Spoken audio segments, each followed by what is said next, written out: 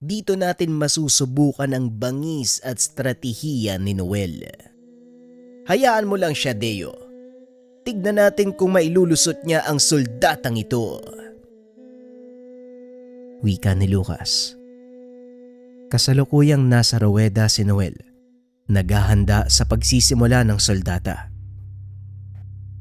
Aba, tignan mo nga naman, Noel, nagkaharap tayo uli. Pero sa pagkakataong ito, sisiguraduhin kong manok namin ang mananalo. Wika ni Badong. Alam mo, Badong, sasabihin ko sa iyo ang katotohanan. Napag-aalataan ko Desperado kang lamangan ako. Pasensya na, pero hindi ako nakikipagkompetensya sa iyo. Tugon ni Noel. Tinanggalan ng binata ng bahena ang tari ng hawak na manok. Pumwesto na ito para bitawan. Sa hudyat ng sentensyador, binitawan ng magkabilang panig ang kanilang mga alaga. Kapwa mahusay ang mga ito na pumalo. Ngunit lumalamang ang manok ni Badong. Nagawa na nitong sugatan ang alaga ni Noel. Ngunit nang tignan ni Lucas ang inaanak, kampanteng-kampante ito. Nahawak pa rin ang sitwasyon. Maya-maya lang ay nagsigawan ng tao nang tumarak ang tari ng manok ni Noel sa ulo ng alaga ni Badong. Nahirapan pa ang sentensyador sa pagtanggal dahil sa hindi na makakilos ang manok ni Badong. Nagpa siya ang sentensyador na karyuin ang dalawang manok. Tinanghal na panalo si Noel sa soldata, bagay na hindi matanggap ni Badong. Unang soldata pa lang to. Ipanalangin mo na hindi tayo magkatapat sa mga susunod dahil pupulbusin kita ng pinong-pino. Wika ni Badong. Huwag kang mag-alala, tol. Kung sakaling magkaharap ulit tayo, sisiguraduhin ko, adobe ang katawan ng manok ko. Pangaasar ni Noel. Matapos ay bumalik na ito sa pinaglalagyan nila ng mga manok. Aaminin ko, hindi ko inaasahan ang panalong yun. Wika ni Lucas. Maniwala ka, Ninong. Patibong ng kalaban ng panalo ko kanina. Hindi ko na kondisyon ang binitawan kong manok, kaya alam kong matatalo tayo. Alam ng kalaban ang stratehiya ko, kaya kailangan mag-isip ng bagong plano. Tay, ilang manok ang dala natin? Meron tayong 3 pangkaraniwang manok at 2 mula sa mga alaga mo. Bakit ba, Noel? Ano bang binabalak mong gawin? Tanong ni Mang Deo. Meron pang 3 laban bago ang sa atin. May panahon pa para maganda. Kailangan ko ng uling at langis. Tugon ni Noel. Dali-daling nag-utos ng tauhan si Lucas upang kunin ang kailangan ng binata. Maya-maya dumating na ito. Dala ang isang supot ng uling at langis. Dinurog ni Noel ang uling. Binuhusan ito ng mantika. Matapos ay pinay dito sa dala nilang pangkaraniwang mga manok. Mukhang nababasa ko na kung ano ang gusto mong gawin, iho. Halika, bilisan mo, dito ka. Tutulungan kita. Wika ni Mang Deo. Ngunit pinigilan nito ng binata. Hindi, tay. Ikaw ang magbibitaw ng susunod nating manok na lalaban. Kaya hindi dapat madumihan niyang kamay mo. Dahil kung hindi, malalaman nilang peke ang mga manok na bibitawan natin sa ruweda. Tugon ni Noel. Teka nga sandali, hindi ko maintindihan Ano ba talaga ang binabalak mo? Papainan ko sila para malaman kung ano ang susunod na gagawin ni Mang Ponso. Sigurado nga akalain niya magpapakawala ako ng engkantong manok at gagamitin ko ang 3 nating mga ordinaryong manok para palabasin ang kanilang alas. Yon ang plano ko, tay. Tugon ng binata. Pinuntahan nito ang kulungan ni Tikas at kinausap. Mukhang mahirap nakatunggali ang manggagamot na sinasabi mo ah. Tama ka, kaibigan. Mahirap ngang kalaban ng isang taong may karanasan sa ganitong uri ng laban. Kaya kailangan mong pakiramdaman ang mga galaw nila. Huwag kang mag-alala. May naisip na akong paraan eh. Kung ano man ang pinabalak mo, susuporta lang ako. Wika ni Tikas.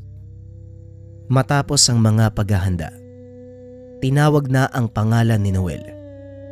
Dinala ng binata ang manok sa ruweda at kinausap ang ama.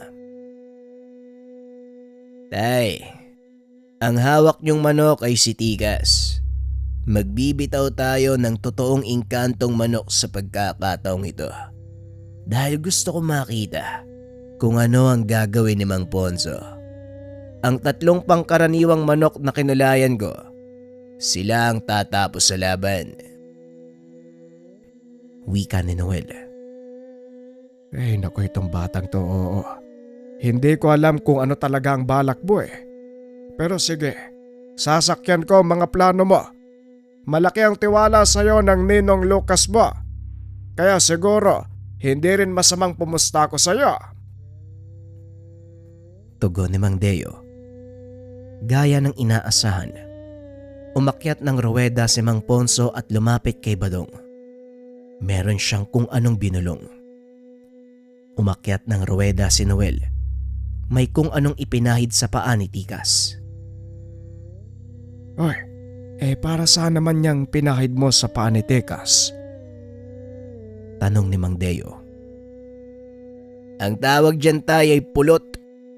Pangontra sa kahit anong uri ng dasal o palipadangin. Siguradong may ginawa si Mang Ponso. Tumangulang si Mang Deo sa sinabi ng binata. Maya-maya ay nagbigay na ng hudyat ang sentensyador na magsisimula na ang soldata. Bumaba si Noel ng ruweda. Tumayo sa gilid. Pinanood ang magiging laban. Nakatitig lang si Badong sa kanya habang nakangiti ng nakakaloko. Gumanti din ng ngiti ang binata. Naupo para panoorin ang soldata. Nagulat naman si Noel nang biglang magsalita si Lucas sa kanyang tabi. Napapansin ko, mukhang kampante ang kalaban natin sa soldata. Ayan mo lang, Ninong. Manalo o matalo, wala namang mawawala sa atin eh. Isa pa, tiwala pa din ako kay Tigas. Oo nga, manok ang anyo ng isang yan, pero tao siya kung mag-isip.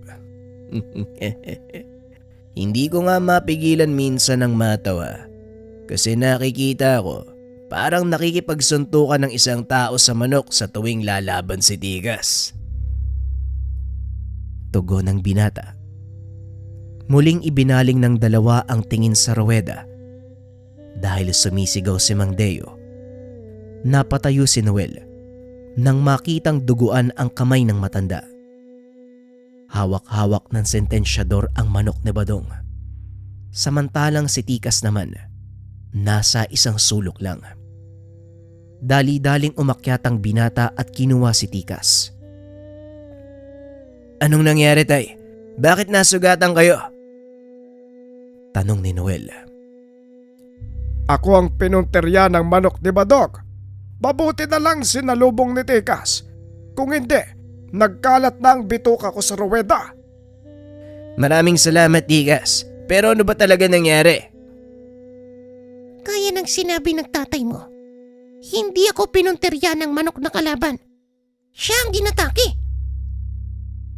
Ano, Mang Deo? Itutuloy pa ba natin? Mukhang hindi mo na kayang humawak ng manok ah. Tanong ni Badong.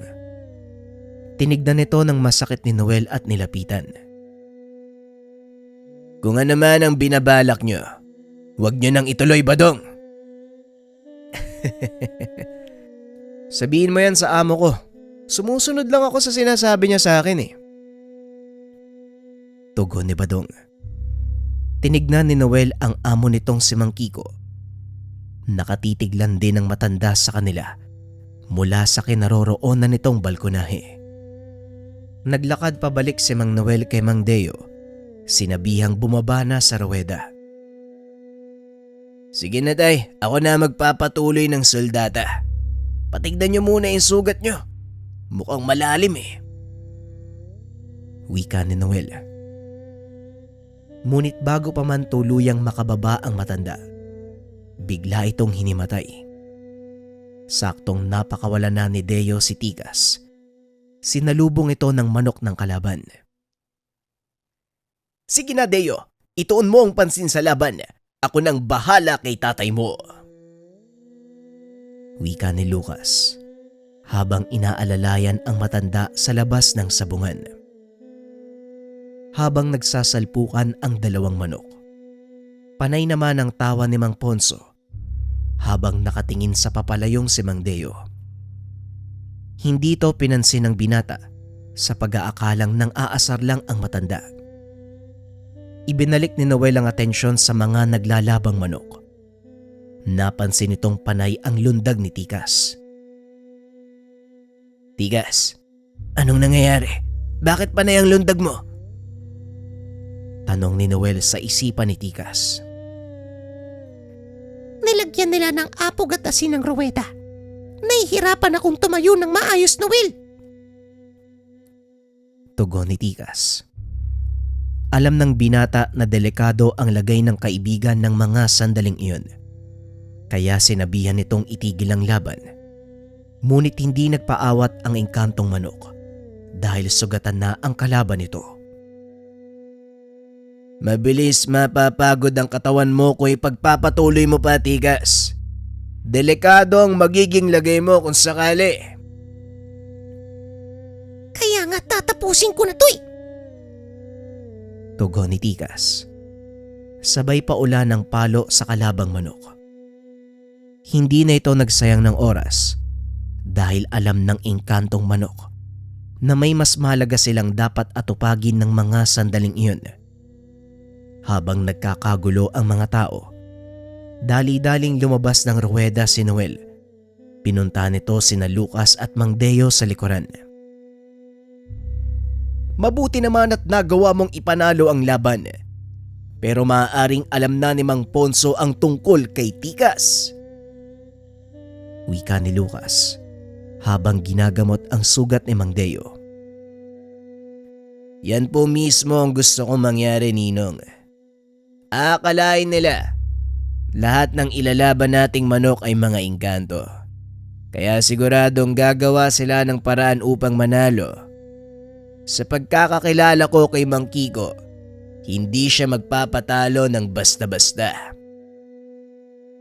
Tugon ni Noel. Tama ang sinabi mo, Noel. Mabigat na kalaban si Kiko at hindi nga siya makakapayag na matalo siya.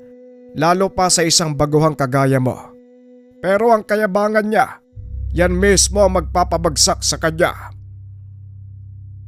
Wika ni Mang Deo. Habang nagpapahinga, lumapit sa kanila ang isa sa mga nag-organisa ng pasabong. Nakiusap itong gamitin ang pinakamahusay nilang manok sa susunod na soldata dahil na rin sa kailingan ng mga manonood.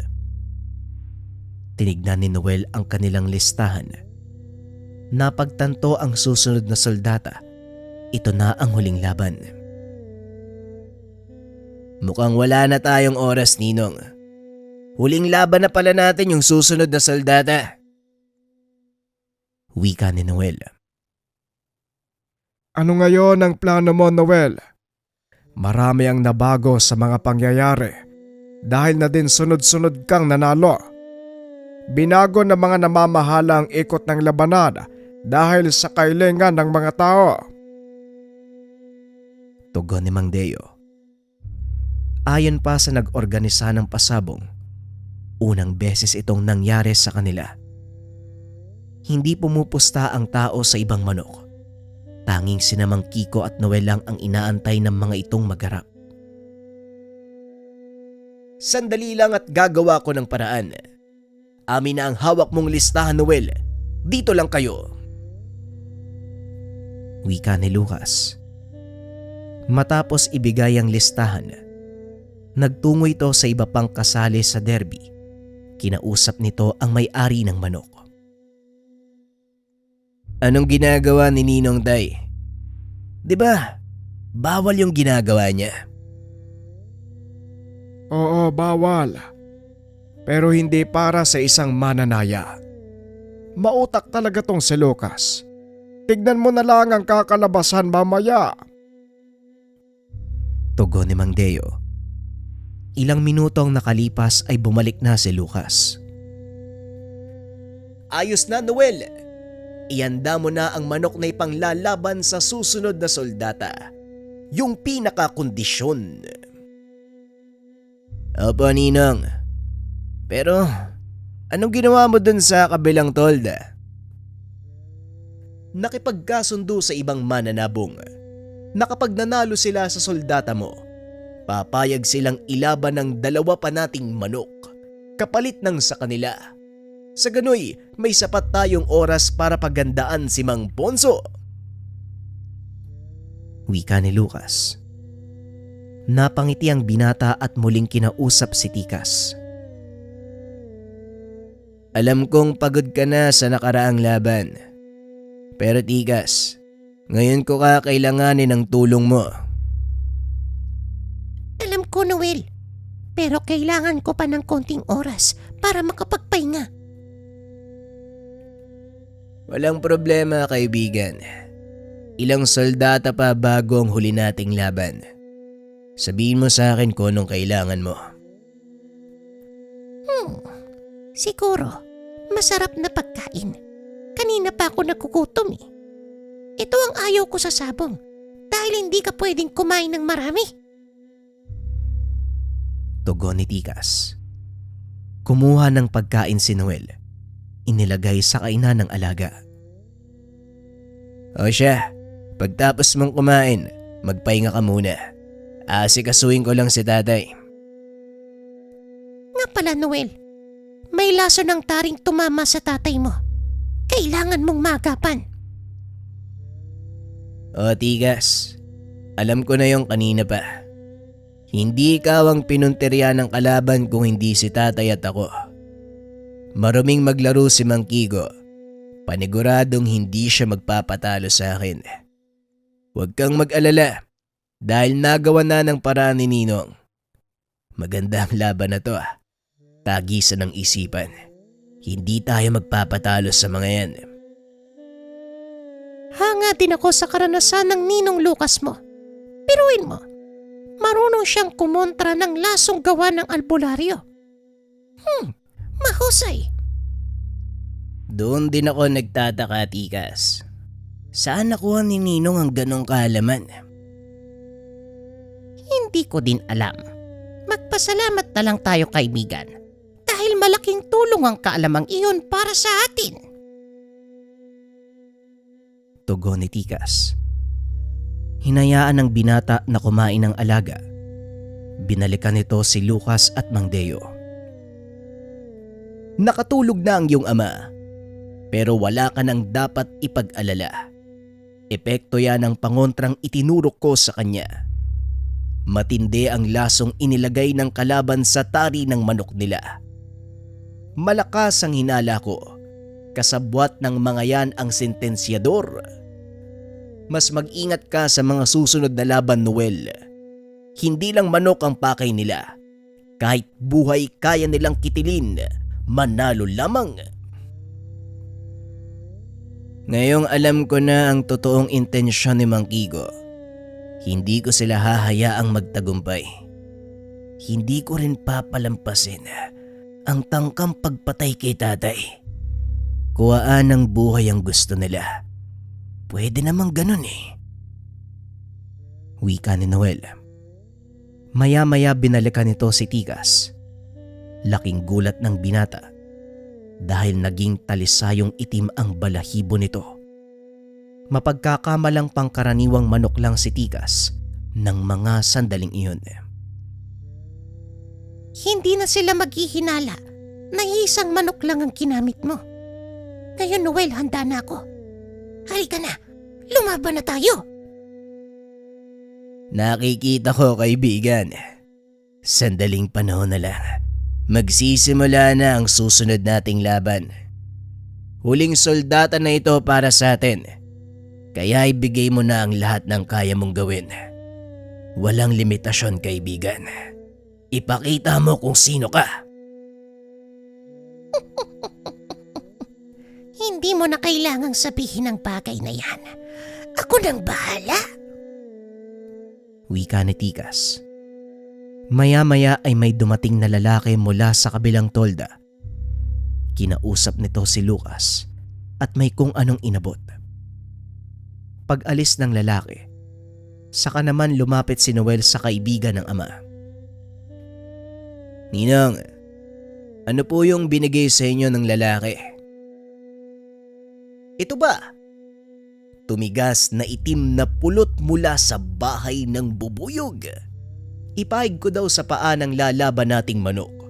Kokontray nito ang anumang orasyong ilalagay ng mga kalaban sa tari ng alaga nila.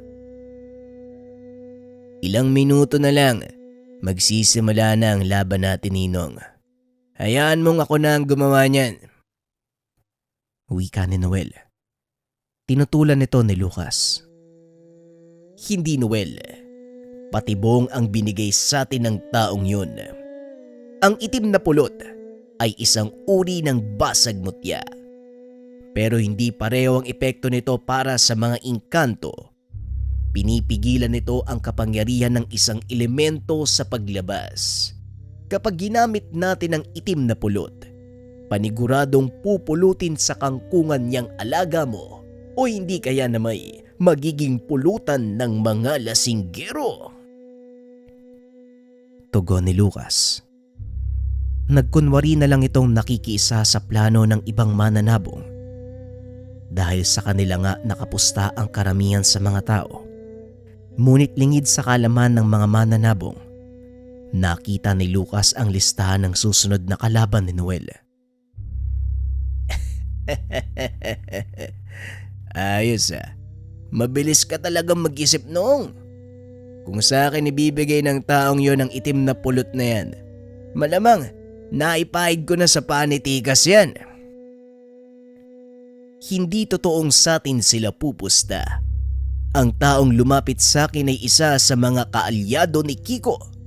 Kilala ko ang taong yun. Mabuti na lang at hindi niya ako namukaan. Tugon ni Lucas. Ilang sandali pa tinawag na sa ruweda ang manok ni Noel. Dali-dali nitong pinuntahan si Tikas at kinuha sa kulungan. Hindi na nag-usap ang dalawa dahil alam na ng binata na may nagmamatsyag sa kanila at maaaring hindi namamalayan ni Noel na napalakas na pala ang pagsasalita nito. Nang matapos ikabit ang tari, umakyat na ng ruweda si Noel. Nagiyawan ang mga tao nang makita ang binata at ang hawak nitong manok. Ang ilan ay nagbulungan pa dahil wala namang palahing itim na talisayin si Mang Deo. Ngunit hindi na mahalaga para sa kanila ang bagay na yun dahil sa isip-isip ng mga ito, sigurado na ang panalo. Nagulat si Noel dahil si Mang Kiko na mismo ang magbibitaw ng kanyang manok. Nakatalikod ito sa kanya habang kausap si Mang Ponso. Maya-maya pa, humarap ito kay Noel at ngumiti. Nagbigay ng hudyat ang sentensyador para lumapit sa gitna ang magkabilang panig. Sinuri nito ang mga tari ng manok, maging ang mga markang nagpapakilala sa mga tao kung saan sila pupusta.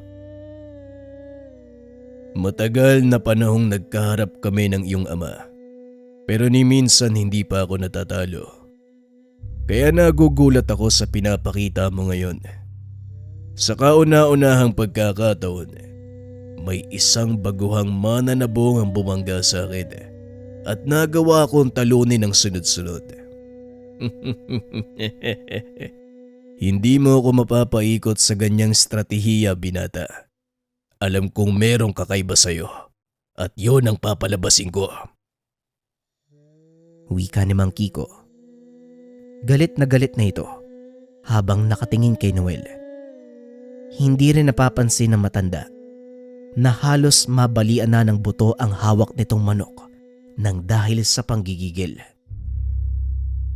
Magulis dili ka, Manong Igo. Baka hindi pa nagsisimula ang sabong. Mapatay mo na yung hawak mong manok. Masyado kang gigil. Biglang napayuko ang matanda. Naalalang may hawak siyang manok. Naku, pasensya ka na ha. Sa sobrang asar ko sa'yo, hindi ko na malayang napipiga ko na ang katawan ng alaga ko. Wika ni Mang Kiko. Tumanda na kayo sa larangang ito. Ni minsan, hindi ba sumagi sa isipan nyo na sugal ang sabong at hindi natin hawak ang pagkakataon? Nakadepende sa manok ang kakalabasan ng pustahan, Manong. Kaya kung may galit kayo sa akin ngayon, hindi sabong ang pinunta nyo dito, kung hindi away. Natahimik si Mang Kiko dahil hindi nito akalaing makakarinig siya ng pangaral mula sa isang baguhan. Magsasalita pa sana ito, ngunit inawat na sila ng sentensyador. Malamang tama ka. Kaya hayaan na lang natin ang mga manok ang magsalita. Natawa si Noel sa sinabi nito. Tama, Manong. Hayaan na lang natin ang mga manok ang magsalita. Pabulong na wika ng binata. Ibinigay ng sentensyador ang hudyat para bitawan ng magkabilang panig ang kanilang mga alaga. Inilapag ni Noel ng marahan si Tikas. Samantalang si Mang Kiko naman, biglang hinagis ang hawak na manok. Kamuntikang tamaan si Noel sa braso. Mabuti na lang, sinalubong ito ni Tikas ng malakas na palo. Ako nang bahala dito. Lumayo ka! Wika ni Tikas. Tumayo sa gilid si Noel habang pinapanood na maggirian ang dalawang manok. Hanggang sa pumutok ang malakas na palo mula sa magkabilang panig. Naghiyawan ang mga tao, lalo pa nang bumagsak ng nakatihaya ang manok ni Mang Kiko. Napasigaw din ito mula sa kanyang kinakatayuan. Samantalang si Noel naman, kampanting pinapanood ang laban. Makailang ulit nagsalpukan ang dalawang manok hanggang sa tuluyang bumagsak ang isa sa kanila. Hindi na makatayo ang manok ni Mang Iko dahil malubha ang tama nito sa pagitan ng binti. Lumabas na rin ang bituka nito, kaya kagad sinabihan ni Noel ang alaga na tapusin na ang paghihirap ng kawawang manok. Akmang lalapit na sana ang sentensyador nang biglang lumipad pa itaas si Tikas. Nagawa naman itong hilahin ni Noel. Kalma lang, Manong. Hayaan mong tapusin ng mga manok ang laban na yan. Hindi numero magpapasya ng panalo. Ang matirang buhay ang siyang tatanghaling kampiyon. Hindi na nakaalis sa kinakatayuan ang sentensyador. Dahil na din sa sigaw ng mga tao, nahayaan ang mga manok na maglaban hanggang sa kanilang kamatayan. Bumaon ang tari ni Tika sa dibdib ng kalabang manok na naging dahilan ng agaran nitong kamatayan. Nagsipaghiyawan ang mga tao dahil halos lahat nakapusta sa manok ni Noel. Samantalang si Mang Iko naman ay halos magwala. Dahil bukod sa pagkatalo sa isang baguhan, malaking halaga ng pera ang nawala sa kanya. Nagpa siya nang umuwi si Noel. Hindi na ipinagpatuloy pa ang balak dahil alam ng mga ito na nanalo na sila. Mukhang hindi na makakabawi si Iko o Kiko na yan. Ang gulo ng pangalan ng matandag yan eh. Hindi na makakabawi yon sa kahihiyan na binigay mo sa kanya. Nakita mo lang sanang matinding galit. Ay nako, nakakatawa yung buka. Wika ni Mang Deo. Yun nga po ang hinihintay ko. Yung subukan talagang galitin si Mang Kiko o Iko na yan. Para malaman kung ano ang susunod na gagawin ni Mang Ponzo. Pero wala namang ginawa yung matandang albularyo eh. Kaya inayaan ko na lang. Wika ni Noel. May naaamoy akong hindi maganda tungkol dito. Batay sa pagkakakilala ko kay Mang Iko, hindi siya titigil hanggat hindi nakakaganti. Wika ni Lucas. Tama ka. Kaya walang maliit na mananabong ang kumakalaban sa kanya. Ikaw ang kauna-unahan, Noel. Tugon ni Mang Deo. Siguro oras na din para matauhan si Mang Iko na tapos na ang kanyang panahon. Wika ni Noel. Ipinagdiwang ng mga ito ang kanilang panalo. Dahil sa pangyayari, lalo pang dumami ang nakakilala kay Noel. Umabot pa sa punto, dinayo sila ng napakaraming mananabong upang bumili ng mga manok. Mukhang hindi na mapipigilan ang pagsikat mo, anak. Mantakin mo, isa sa pinakamalaking mananabong ang nagawa mong talunin. Wika ni Mang Deo. Habang naglalakad ang mga ito sa isang bakanting lote na binili para pagtayuan ng isa pang manukan. Hindi ko naman sila masisisi, Tay. Pero gaya nga ng sinabi ko, hindi ako nagpapakampanteng habang buhay nasa taas ako eh. Isang malinaw na ehemplo si Mang Kiko. Kilala at sikat na mananabong. Pero asan siya ngayon? Balang araw, darating din ang panahon na babagsak ako. Pero sisiguraduhin ko, hindi ganun kasakit. Tugon ni Noel. Maya-maya ay dumating ang isa sa mga tauhan ni Lucas. Merong dalang mga papeles. Noel at Mang Deo, pinapabot po ito ni Manong Lucas. Kung maaari daw po lumawas kayo ng syudad dahil may mahalaga siyang sasabihin. Wika ng tauhan ni Lucas na si Iking. Bakit? Hindi ba siya makakapunta rito? Yun nga po ang problema, boss eh. Dahil hindi makalis ng bahay si Mang Lucas kaya kung maaari, kayo na lang ho sanang pumunta. Tugon ni Iking. Binasa ng binata ang papel na inabot. Promosyon to ng sabong ah. Sabong sa syudad, Tay. Mukhang may binabalak na naman si Ninong. Wika ni Noel. Ilang buwan pa lang ang nakakalipas. Halos hindi pa nakakapagpahinga ang mga manok.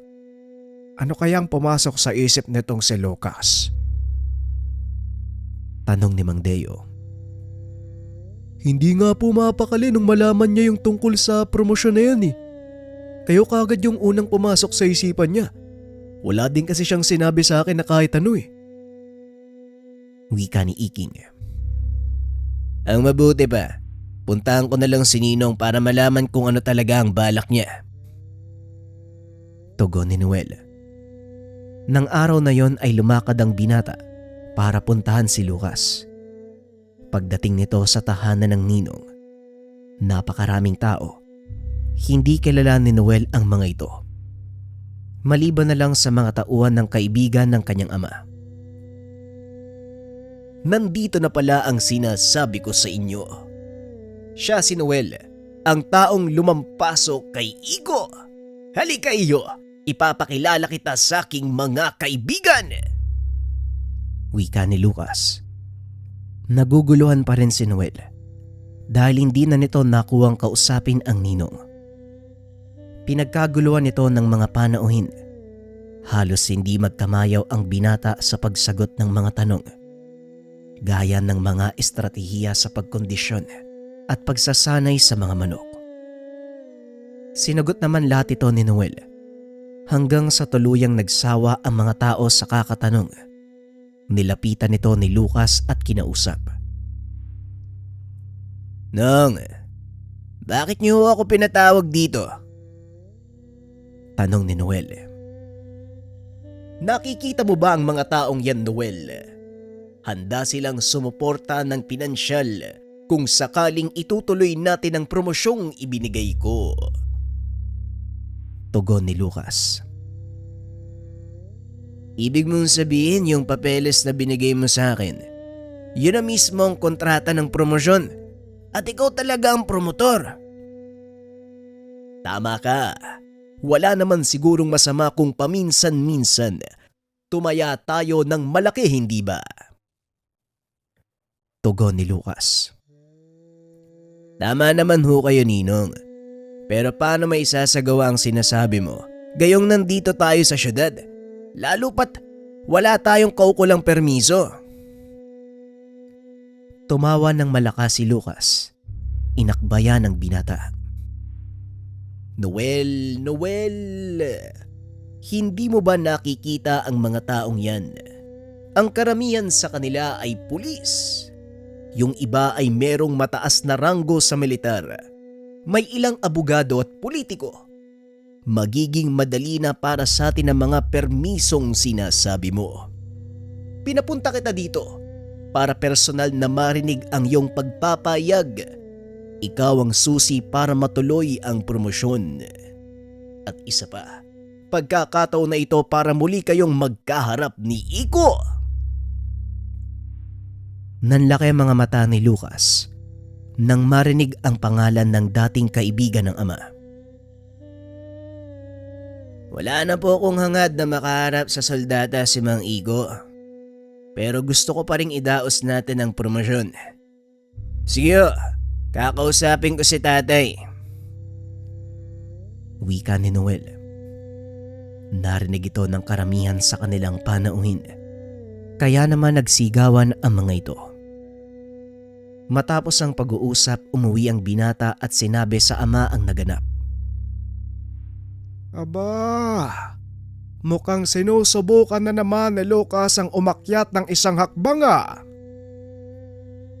Wika ni Mang Deo. Sa palagay ko nga po, tay, wala namang masama sa gusto niyang mangyari. Pero ang ipinagtataka ko, bakit kailangan pa niya ng tulong mula sa atin? Kung may mga tao namang sasagot ng pinansyal. Wika ni Noel. Mukhang may binabalak tong kaibigan ko ha. Tignan na lang natin kung anong gagawin niya. Kakaiba talaga mag-isip itong si Lucas, ano? Wika ni Mang Deo. Pinaghandaan nila ang promosyon na gaganapin sa susunod na buwan. Nasa kalagitnaan sila ng paghahanda nang dumalaw naman si Mang Lucas sa manukan. Paring Deo, maaari ko ba kayong makausap ni Noel? Siyempre naman, Ninong. Tungkol saan ho ba ang pag-uusapan natin? Tungkol sa gaganaping pasabong. Nakalikom tayo ng malaking halaga. Sapat para makabili ng 5 magagarang sasakyan. Ngayong naparito ako, dahil ayokong mapunta yon sa ibang kamay. Gusto kong tayo lang din ang makakuha ng premyo. Dito na magagamit ang husay ng mga alaga mong inkantong manok. Wika ni Lucas.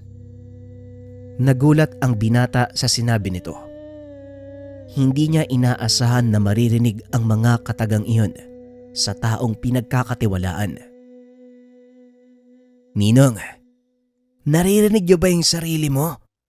Parang hindi na ikaw yung taong nakilala ko ah. Tanong ni Noel. Wala namang nagbago sa akin. Hindi ba sinabi ko sa'yo na ang buhay ay isang malaking sugal? Tumaya lang ako ng malaki, kaya gusto kong kumabig ng malaki. Tugon ni Lucas. Hindi ako sigurado, Ninong. Tama pa ba yung gagawin natin? Tanong ni Noel. Sa sugal, iho, walang tama at walang mali. Pero may nananalo at merong natatalo. Ayokong ako ang matalo sa pagkakataong ito. Nanlaki mga mata ni Noel dahil bigla siyang kwinelyohan ni Lucas. Anong nangyayari sa'yo, Ninong? Bakit parang bigla ka nagbago? Tanong ni Noel.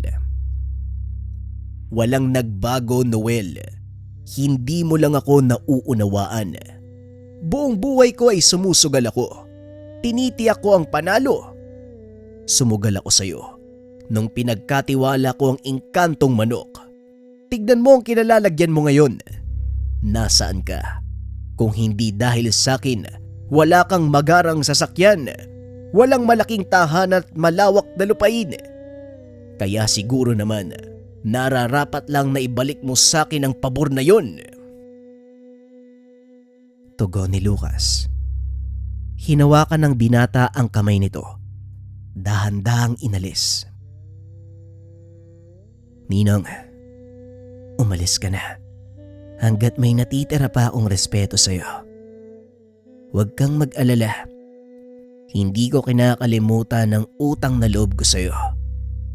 Itutuloy natin ang promosyon kung yan ang gusto mo. Ngunit sasabihin ko sa'yo ngayon pa lang.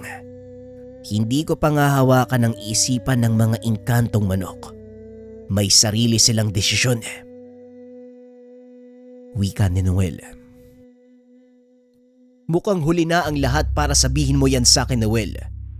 Sisikapin mong manalo ang mga engkantong manok kung ayaw mong mapahamak ang iyong mga kapatid. Nang mga sandaling iyon ay kakarating pa lang ni Mang Deo galing sa pagkuha ng maiinom. Umalis ito bago magsimula ang pag-uusap ng dalawa. Kaya ang huling bahagi lang ang kanyang nadatnan. Parang Lucas, anong ibig mong sabihin? Bakit mapapahamak ang mga anak ko? Tanong ni Mang Deo. Napag-usapan na namin ni Noel ang lahat. Siya ang magbibigay ng detalye sa'yo. Magkita na lang tayo sa oktagon. Tugon ni Lucas. Napatingin si Noel sa ama at kagad itong kinausap. Hindi maganda ang binabalak ni Ninong sa promosyong sinasabi niya. Gusto niyang gamitin ang mga engkantong manok para makuha ang nalikom na pera para sa kanyang sarili. Hawak niya ngayon ng mga kapatid ko. Wika ni Noel. Kilala ko si Lucas, Noel. Magtiwala ka kapag sinabi kong hindi niya kayang saktan ng mga kapatid mo. Pero gagawin niya ang lahat. Makuha lang ang gusto niya. Tugon ni Mang Deo. Yun din ang kinakatakot ko, tay. Maaaring ngayon, hindi niya kayang saktan ng mga kapatid ko. Pero gaya ng sinabi niyo, handa niyang gawin ang lahat. Wika ni Noel. Tuso si Lucas, pero hindi niya kayang manakit ng mga taong walang kamuwang-muwang. Matagal na kaming magkaibigan ng taong yan, kaya maniwala ka sa akin, anak. Sundin mo ang sinasabi niya. Alam kong may magandang kakalabasan ng lahat ng ito. Nagulat si Noel sa sinabi ng ama. Hindi nito akalaing kakampihan niya si Lucas sa kabila ng mga bantang binitawan ng kaibigan. Hindi na nagsalita pa ang binata. Sinunod niya ang gusto ni Lucas. Makalipas ang 1 linggo ng paghahanda, inilunsad nila ang 5 araw na promosyon. Ito ang pinakamalaking sabong na pinuntahan ng mag-ama. Milyon ang dumalo at halos lahat ng mga ito, mga taong walang paglagyan ng kanilang kayamanan at mga dayuhang sugarol. Tignan mo ang mga taong yan, Noel. Hindi ka ba nasisilaw sa kinang ng kanilang mga alahas? Tanong ni Lucas. Kilala mo ako, Ninong. Ni minsan hindi ako nasilaw sa mga ganyang bagay. Wika ni Noel. Nasasabi mo yan ngayon dahil hindi ka pa nakakahawak ng milyon sa iyong kamay. Pero magtiwala ka sa akin, kapag naawakan mo na at naamoy ang halimuyak ng salapi sa iyong mga kamay, magbabago ang pananaw mo sa lahat ng bagay. Wika ni Lucas. Kaya nga ayokong mapunta sa ganung uri ng lugar dahil natatakot akong matukso sa kinang ng salapi. Tugon ni Noel. Matapos ay nagpaalam na itong pupunta sa kinalalagyan ng mga manok. Pagkarating sa lugar, nakita nitong nakaupo ang ama sa harapan ng kulungan ng mga engkantong manok. Narinig niyang kinakausap si Tikas. Tikas, ang sabi sa akin ni Noel, nag-uusap kayo sa pamamagitan ng isipan. Alam kong naririnig mo ko. Pasensya ka na kung hindi kita naiintindihan. Pero gusto ko lang hilingin sa'yo na ipanalo mo ang laban. Buhay ng mga anak ko nakasalalay dito. Wika ni Mang Deo. Napagtanto ng binata na nababahala din ng ama sa kabila ng mga sinabi nitong pampalubag loob. Hindi na umimik si Noel. Hinayaan niyang kausapin ng matanda ang mga alaga. Nang matapos ay lumabas ito ng silid. Nilapitan ni Noel si Tikas. Narinig ko ang mga kailingan ni tatay sa'yo. Alam mo, hanga din ako sa tapang ng matandang yan eh. Ang galing niyang magdala ng sitwasyon. Biruin niyo, nakuha pa niya akong paniwalain na hindi sasaktan ni Ninong Lucas sa mga kapatid ko. Wika ni Noel. Hindi nang sinabi niya sa akin, Noel. Naunawaan ko ang iyong ama. Alam kong desperado din siyang mailigtas ang mga kapatid mo mula sa taong pinagkatiwalaan niyo. Pero, alam mo ba kung bakit niya ako ibinigay sa'yo? Tugon ni Tikas. Ang pagkakaalam ko lang, ibinigay ka sa akin dahil inubos mo yung mga mamahalin niyang sisiyo. Maliban dun, wala naman na siyang sinabi sa akin eh. Makinig kang mabuti. Ipapaliwanag ko sa iyo ang lahat. Ayon sa engkantong manok, hindi totoong binigay siya ng isang matanda bilang kapalit ng ilang perasong itlog. Hiniling ni Lucas sa isang batikang mambabarang ang engkantong manok dahil sa pagnanais nitong yumaman. Sa kasamaang palad, hindi mabuti ang naging intensyon. Unti-unting naubos ang kanyang mga naipundar. May kaakibat na sumpa ang paggamit ng mga engkantong manok sa masamang gawain.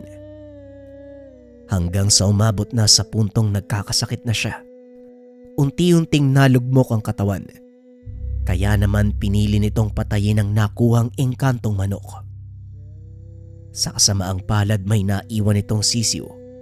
At yon ay walang iba kung hindi si Tikas. Sa takot na maulit ang sumpa sa kanya, pinili ni Lucas na ibigay ito kay Noel. Ilang buwan lang ang nakalipas, muling nanumbalik sa dati ang katawan ni Lucas. Sa pamamagitan ni Noel, unti-unting nabawi ni Lucas ang mga nawala sa kanya. At ang promosyong ito, isa sa mga pamamaraan niya para tuluyang mabawi ang mga nawala. Tanong ni Noel. Oo, Noel. Desperado na si Lucas na maibangon ang sarili niya mula sa pagkakalugmok na siya mismong may kawa. Tugon ni Tikas. Hindi makapaniwala si Noel sa mga narinig. Hindi nito inasahan. Ganon ang nangyari kay Lucas. Kung sinabi niya sa akin ang katotohanan noon pa lang, nagawa na namin ang paraan eh.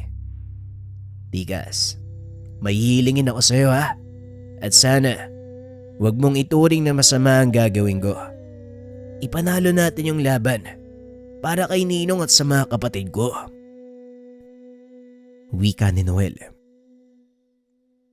Wala akong nakikitang masama sa gusto mong mangyari. Mabuti ang hangarin mo, kaya gagawin ko ito. Bilang pasasalamat sa ipinakita mong kabutihan sa akin. Tugon ni Tikas. Habang nag-uusap ang mga ito, naghiyawan ang mga tao. Hudyat na nagsimula na ang soldata. Napakaraming mananabong ang sumali. Hindi inaasahan ni Noel na una silang lalaban. Pinuntahan ni Lucas ang binata upang kausapin. Noel, gusto kong painan mo sila. Ipatalo ang unang laban. Walang problema, Ninong. Areglado. Tikas, narinig mo yung sinabi ni Ninong? Tugon ni Noel. Tumilaok lang si Tikas bilang tugon. Hindi ka tututol. Sa kabila ng sinabi kong hawak ko ang buhay ng mga kapatid mo. Tanong ni Lucas. Kilala kita, Ninong.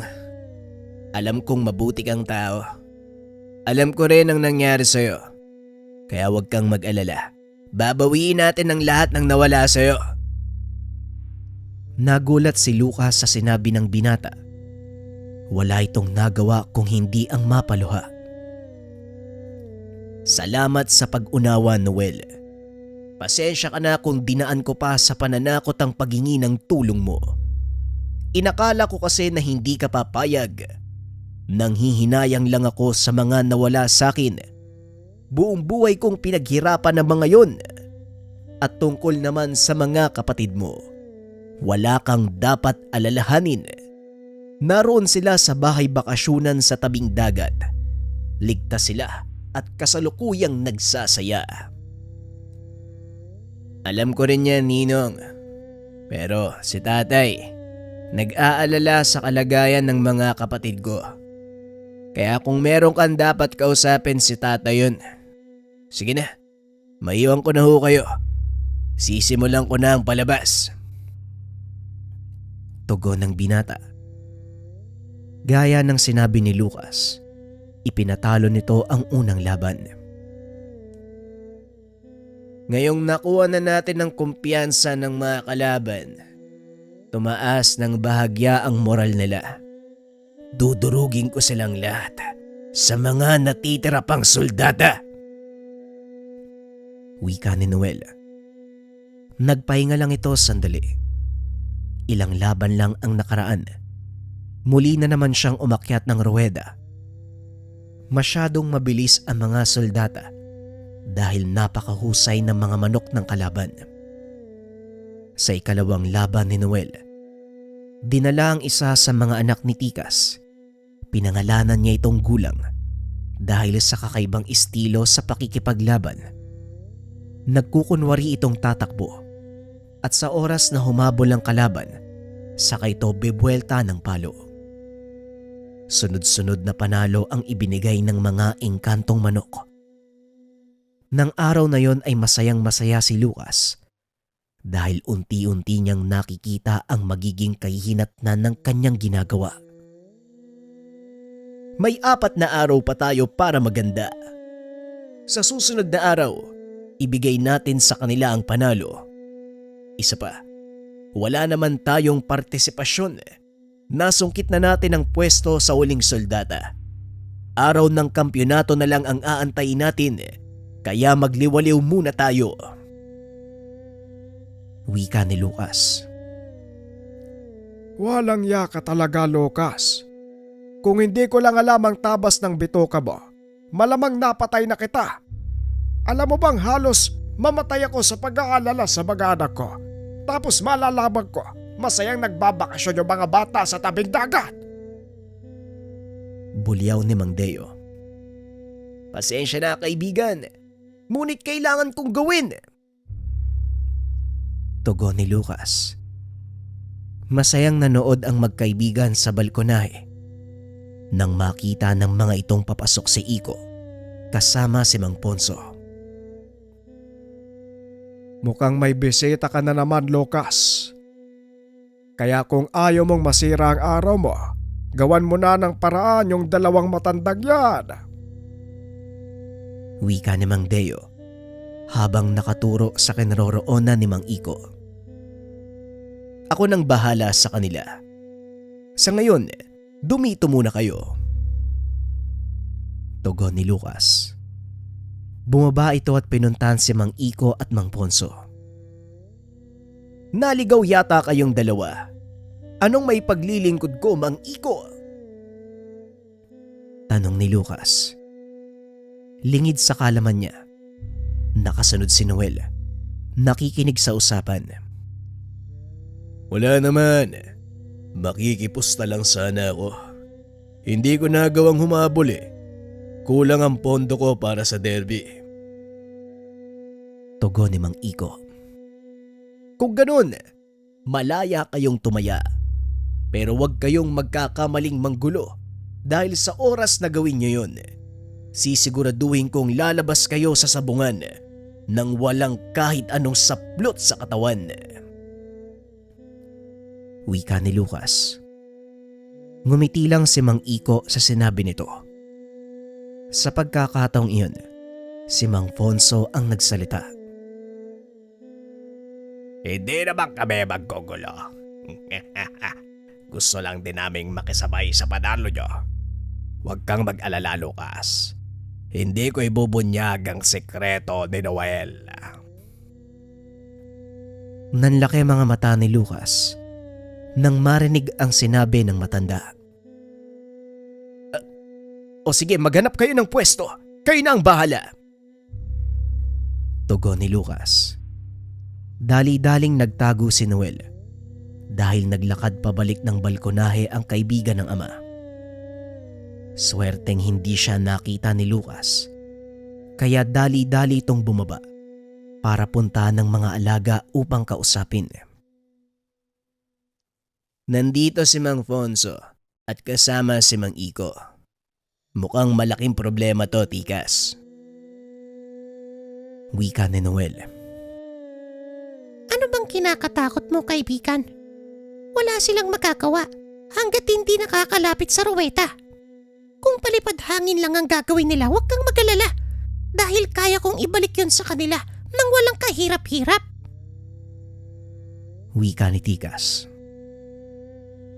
Hindi ko maiwasang mag-alala dahil baka maulit na naman ang nangyari nung nakaraan. Hirap tayong ipanalo mga laban dahil sa pakikialam ng matandang manggagamot. Hindi siya dapat makigulo. Kung hindi, masisira ang lahat ng plano natin. Wika ni Noel. Kung ganon, ako nang bahala sa kanila. Antayin mong matapos ang huling soldata at ako ang gagawa ng paraan. Tugon ni Tikas. Albularyo ang isang yun. Paniguradong may mga pangontra siya. Albularyo lang siya, Noel. Ako ay isang talunanon. Tugon ni Tikas. Kampante ang inkantong manok na magagawa niyang pigilan ang anumang balak ni Mang Fonso. Kaya inantay ni Noel ang pagtatapos ng soldata sa gabing iyon. Matapos ay pinakawalan nito si Tikas at ang ilan sa mga alagang inkantong manok. Magkita tayo sa tahanan ni Lucas.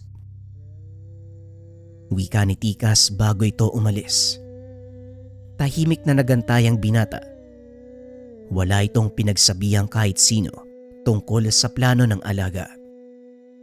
Habang masayang nagdiriwang si Mang Deo, matyagang naghabang ang binata sa pagbabalik ng kaibigan.